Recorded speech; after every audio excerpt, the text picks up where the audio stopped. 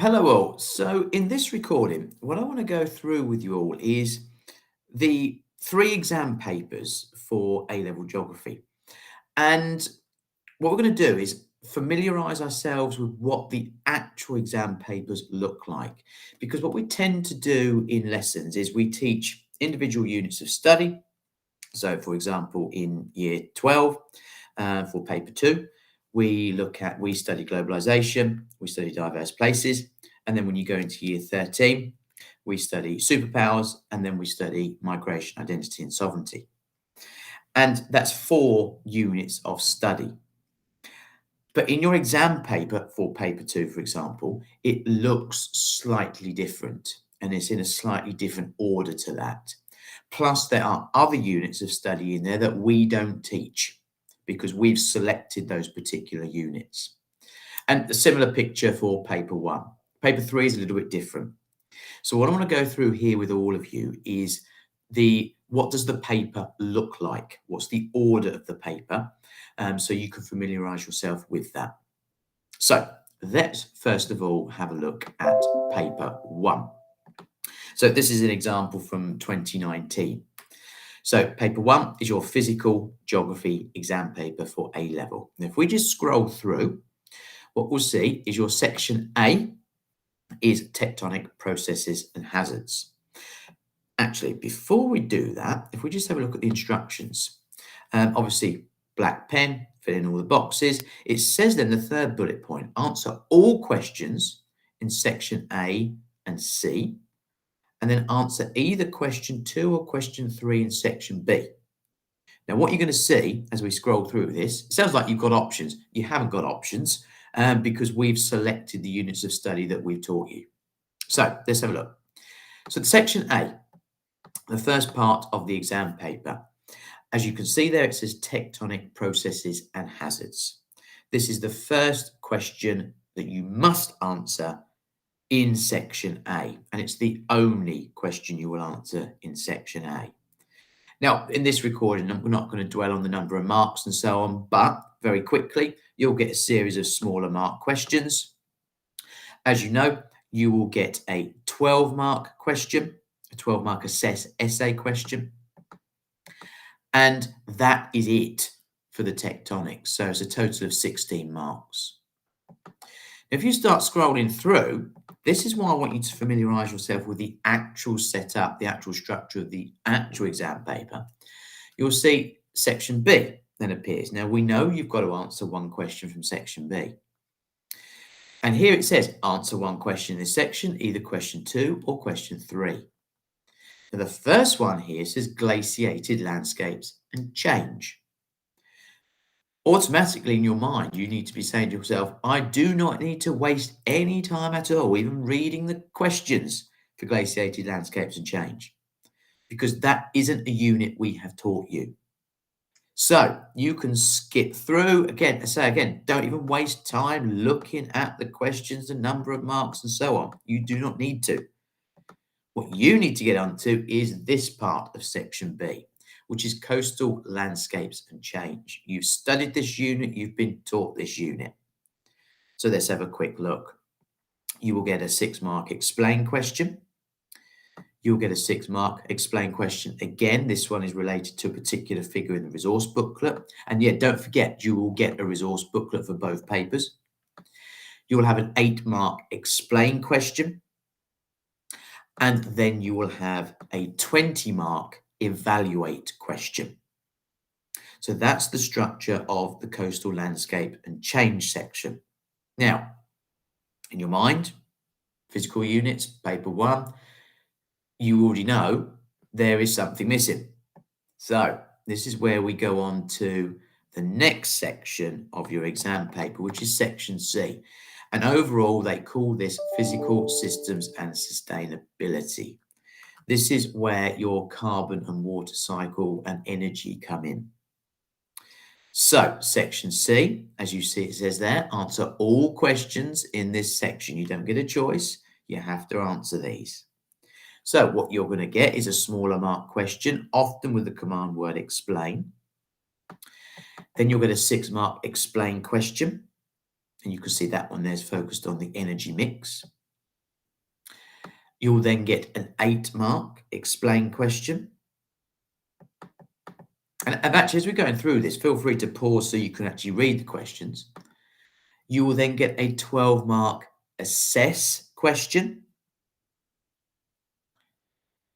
And then you will get a 20-mark evaluate question. So you can see there, that is the structure of paper 1.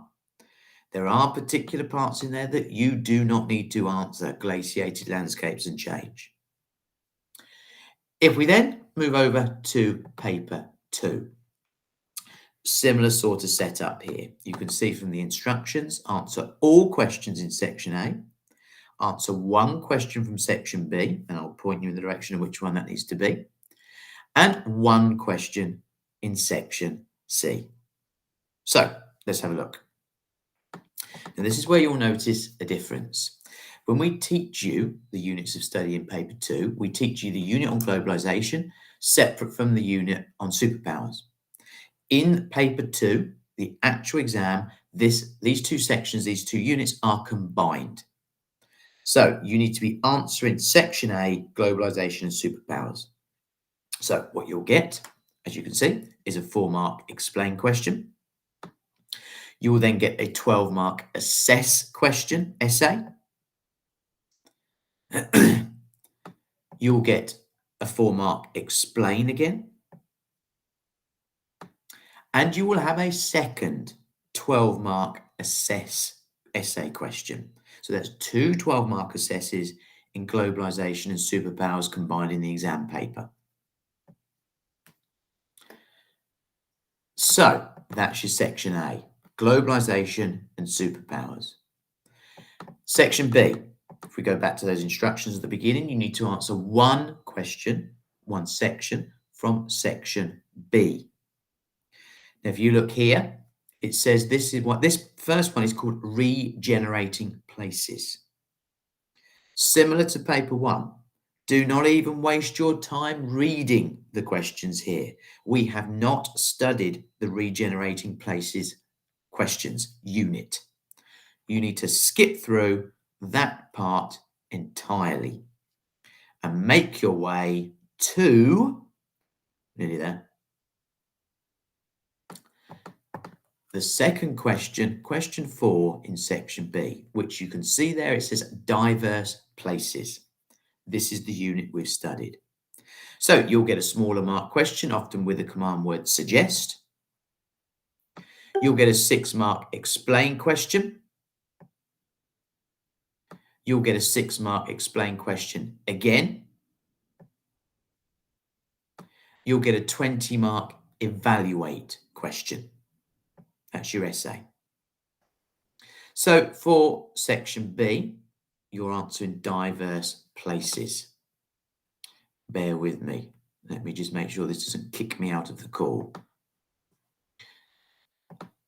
And then your final part of paper 2, which is your section C. Overall, they call this global development and connections. Now here, you've got two options. You've got health, human rights and intervention. You need to skip over this. So you need to skip over question 5 entirely. We have not studied health, human rights and intervention. Skip it. Don't waste time looking at the questions, the number of marks or anything. And go straight over to, excuse me, nearly there, question 6. And you can see there it says migration, identity and sovereignty. So what we're going to get, you'll get a smaller mark question worth 2 to 4 marks. This one's worth 4 marks in total. Bit of maths questions going on there. You'll get a 6-mark suggest or explain question. You'll get an 8-mark explain question. And then you will be getting a 20-mark evaluate question. So that is the structure of your paper 2. If we make our way over to paper 3, and obviously there's no units of study that are explicitly examined in paper 3 because this is your synoptic paper where you're bringing in information, case studies, examples from all the other units of study. But the structure of paper 3, let's see what it looks like. And you can see there it says answer all questions. Got no choice in that. No choice in this paper at all. So, please do refer to the other recording that I've done on paper 3, which goes through the order of questions and the styles of questions with regards to the number of marks and command words. So you'll get a 4-mark explain question to begin with. And question 2 is often where you get a bit of the stats, the mathematical skills being tested here. And you can see this is worth 4 marks. You'll then get another 4-marker related to that element of stats or maths that you've conducted there. You'll get an 8-mark analyse. Now, if you remember, you're going to get 2. Here's your first 8-mark analyse, and it will always be referring to particular figures in the resource booklet. And don't forget that resource booklet you need to get to know inside out. So first 8-mark analyse, and then you have your second 8-mark analyse, both of which are usually referring to different figures in the resource booklet, but you must be using your own geographical knowledge, and you must be using your case study examples from other units of study. So after your 8-mark analyse questions, you get on to the biggies. So here you have an 18-mark evaluate essay. Again, go over all the instructions regarding how to structure and answer an 18-mark evaluate that I went over with you in a previous recording. And often this is focused on a particular section of the resource booklet, not just one figure, but there's usually 2, 3, or 4 figures within section B. Again, using your own geographical knowledge or your learning from previous units and all your case study material. And then, let me keep scrolling, you'll get onto your final question. Again, this is an evaluate essay question, and it's worth 24 marks. And you can see there it says you should have read the whole of the resource booklet, including section C. So you're using the entire booklet, all of your geographical knowledge, all of your learning from the previous units of study, all your case study material to structure this evaluate question. So folks, those are your 3 exam papers. Hopefully it's handy so you can visualize, familiarize yourself with the actual structure of those exam papers, because as you can see, there's particular units of study that we haven't taught you and you haven't learnt about, and you don't need to waste your time in paper 1 and paper 2 on those units. To summarize again, paper 1, you're answering 3 sections in there. Paper 2, you're doing exactly the same. And don't forget, in paper 2, your globalization and superpowers units of study are combined in that first part of the paper. Any questions, folks? As usual, please do get in touch. Ping me an email. Quite happy to get back to you. Thank you very much.